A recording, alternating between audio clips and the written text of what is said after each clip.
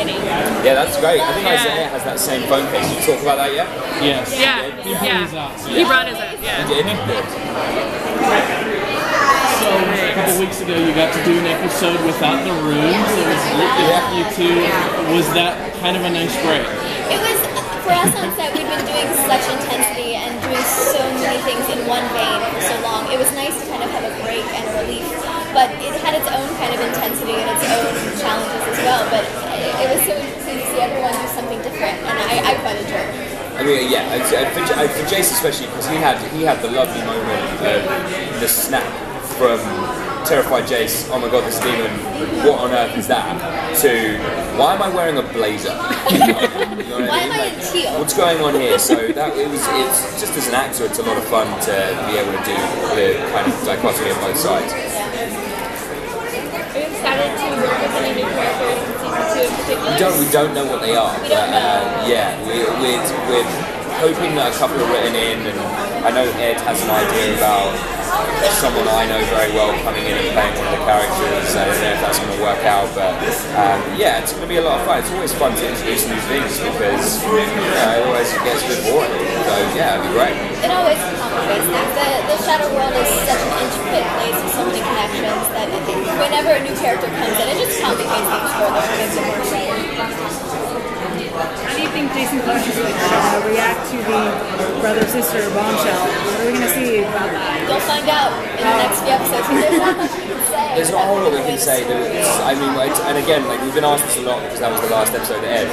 But there are more important things going on in the Shadow World for Jace and Clary than their relationship, both before they found out about the bombshell and now, obviously, afterwards as well.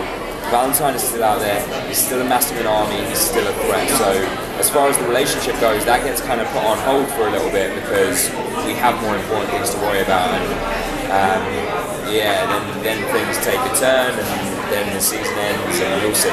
That's all I'm going to say. Interestingly enough, though, Clary's been sort of finding herself this whole season and dealing with the fact that Valentine is her father.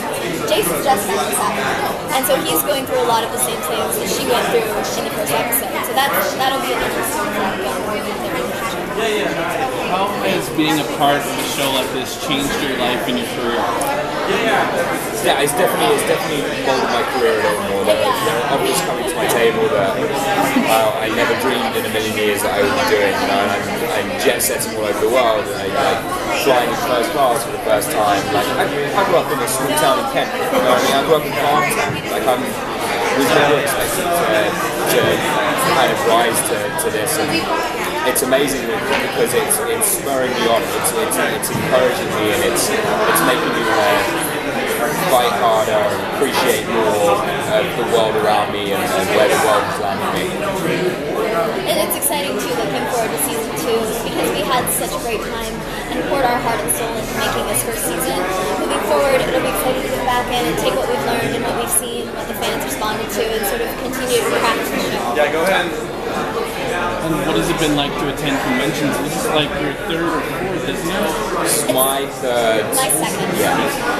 I'd done it once before, so I had Vampire Academy, which kind of warmed me up for the young adult fandom onslaught that was facing me.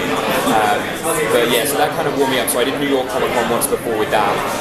So we did it again this year, and then this is my first LA convention. But it's incredible. We're meeting people who love what we do. You know what I mean? Like any other job in the world, day to day, you don't have people coming up to you saying, you know, you're doing a good job. Like we like what you do, but you're doing well. And we just had 700 of them in a room saying we like what you do.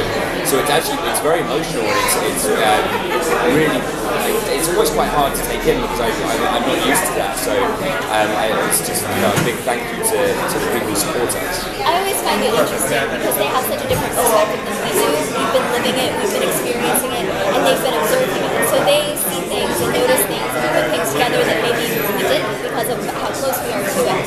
So and they're so knowledgeable about the world and all of the details of the story and the stories that are around it. I always try and talk to them and get their opinions on things just to see how they observe it. One of the great things about Clary is that she doesn't really fit like the Mary Sue archetype. Yeah. She makes mistakes, she can be a bad witness. How do you feel about her as a role model? I think Clary's an amazing amazing role model for young girls. So is Isabel, just simply because they're characters that are so passionate and they're smart, intelligent, strong women who aren't afraid to take chances and are reckless and are passionate, and they make mistakes, and yet they still own up to those mistakes, and they're willing to sacrifice things for the people they love. And they're not perfect. They learn things. They have to ask forgiveness. They have to learn to forgive themselves, and it's a learning process for these characters. And it's a very relatable arc, and I think that helps promote role model status. What excites you the most about the season finale that's coming out? I can't. I want to tell you. I want to tell you it all. And I just can't, but literally the last shot of the season, and it's selfish from my point of view, but the last shot of the season is kind of Game of Thrones shocker-esque. And it leads very directly into something that's going to happen in season 2. So I'm excited to see that. That's what's great about the way the season ends. That leads you right into the next chapter. It's not something that can stop. Like no. It doesn't round itself out. It's not like this is where we're intending the story to go. So yeah, I'm excited to be able to see that. So is it going to be a huge cliffhanger? Absolutely. Epic proportions. So, I asked this question.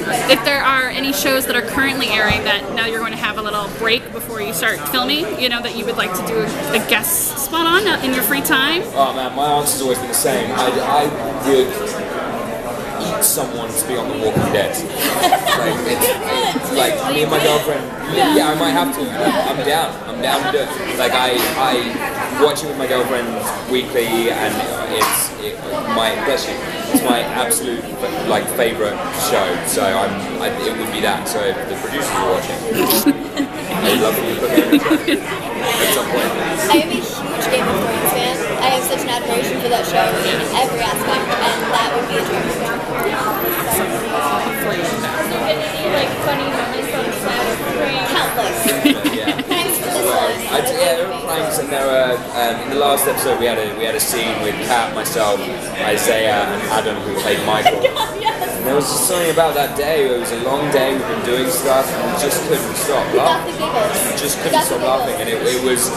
I mean, it literally reached a point where it wasn't even about acting in the scene anymore. It was just about saying the right words after the person who was in front of you and just finishing the scene. And it was such a heavy scene with a lot of information that needed to be delivered in a way that was understandable. We had to completely stop and leave set and recenter and then come back and finish doing it. We did it though.